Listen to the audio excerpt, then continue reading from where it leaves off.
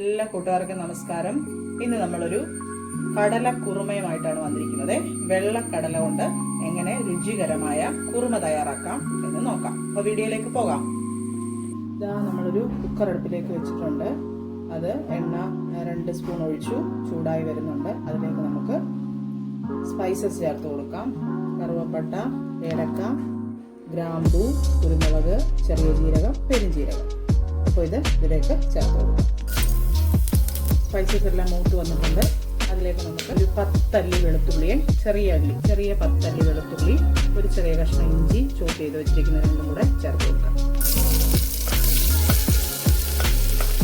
ഇപ്പോൾ നമ്മുടെ ഇഞ്ചിയും വെളുത്തുള്ളിയും ഒന്ന് വാടി വന്നിട്ടുണ്ട്. അതിലേക്ക് നമുക്ക് നമ്മുടെ സവാള ചേർത്ത് കൊടുക്കാമേ. 2 മീഡിയം സൈസ് സവാള ചെറുതായി അരിഞ്ഞത്.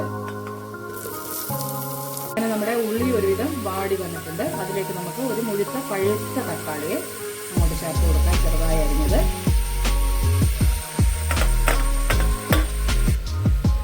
അപ്പം ആ മിക്സിലേക്ക് നമുക്ക് ഒരു സ്പൂണ് ഉപ്പ് ചേർത്ത് കൊടുക്കാം. അത് കഴിഞ്ഞ് ആവശ്യത്തിന് കറിവേപ്പിലയും ചേർത്തിട്ട് നമ്മുടെ കടല അതിലേക്ക് ഇട്ട് കൊടുക്കാം.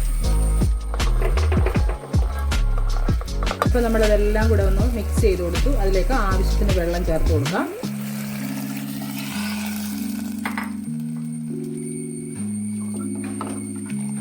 ഇപ്പോൾ നമുക്കിനി ഇത് കുക്കർ അടച്ചു കൊടുക്കാം. ഒരു 4 വിസിൽ വരെ അതിരുന്ന് വേവണം. ആ സമയത്ത് നമുക്കിതിൻ്റെ അരപ്പ് തയ്യാറാക്കാം. അപ്പോൾ അരപ്പിന് വേണ്ടി നമ്മുടെ മിക്സിയുടെ ചെറിയ ജാറിലേക്ക് 1 കപ്പ് തേങ്ങ, 1/4 ടീസ്പൂൺ മഞ്ഞൾപ്പൊടി, ഒരു 10 കാഷ്യൂനട്ട്, പിന്നെ 1 ടേബിൾ സ്പൂൺ പെരുംജീരകം. ഇത്രയും സാധനം ആവശ്യത്തിന് വെള്ളം ചേർത്ത് അരച്ചെടുക്കാം. അങ്ങനെ നമ്മുടെ കടല നന്നായി കുക്കായി വന്നിട്ടുണ്ട്. ഇതിലേക്ക് നമുക്ക് ഈ അരപ്പ് ചേർത്ത് കൊടുക്കണം. കടലയൊന്ന് നോക്കട്ടെ. നന്നായിട്ട് വെന്ത് വന്നിട്ടുണ്ട്. അപ്പോൾ അതിലേക്ക് നമുക്ക് നമ്മുടെ അരപ്പ് ചേർത്ത് കൊടുക്കാം. അങ്ങനെ നമ്മുടെ തേങ്ങ അരച്ചത് ചേർത്ത് കൊടുത്തു. അപ്പോൾ ഇനി നമുക്ക് ഇതിനകത്ത് ചെയ്യാനുള്ളത് കടുക് താളിച്ച് ചേർക്കണം. അപ്പം കടുക് താളിക്കുന്ന കൂട്ടത്തിൽ 1-2 സ്പെഷ്യൽ ഐറ്റംസ് കൂടെ നമുക്ക് ചേർത്ത് കൊടുക്കാം. അപ്പോൾ കടുക് താളിക്കാനായിട്ട് നമ്മളൊരു ചട്ടി അടുപ്പത്തേക്ക് വെച്ച് ഒരു 1.5 ടേബിൾ സ്പൂൺ വെളിച്ചെണ്ണ ഇതിലേക്ക് ഒഴിച്ചു. വെളിച്ചെണ്ണ ചൂടാകുമ്പോൾ നമുക്ക് കടുക് ഇട്ട് കൊടുക്കാം. അപ്പോൾ നമ്മുടെ കടുക് പൊട്ടി തുടങ്ങി. അതിലേക്ക് നമ്മൾ ആവശ്യത്തിന് കൊച്ചുള്ളി അരിഞ്ഞത്, ഒരു 6-7 കൊച്ചുള്ളി അരിഞ്ഞതും, ഒരു 3 ചന്തമുളക്, ആവശ്യത്തിന് കറിവേപ്പില, ഇത്രയിട്ട് ഒന്ന് മൂപ്പിക്കാം.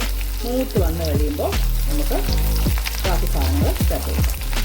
അപ്പോൾ ഇതാ നമ്മുടെ ഉള്ളി മൂത്ത് വന്നു. അതിനകത്തേക്ക് ഒരു ചെറിയ സ്പൂണ് മല്ലിപ്പൊടി ചേർത്ത് കൊടുക്കാം. അതുപോലെ തന്നെ നമ്മുടെ ഗരം മസാലയും കൂടെ ഒരു ചെറിയ ടീസ്പൂണ് ചേർത്ത് കൊടുക്കാം. നമ്മുടെ മല്ലിപ്പൊടിയും ഗരം മസാല അതിനകത്തേക്ക് ഇട്ട് മൂത്തു. ഇനി നമുക്കിത് കടലയിലേക്ക് ഒഴിച്ചു കൊടുക്കാം.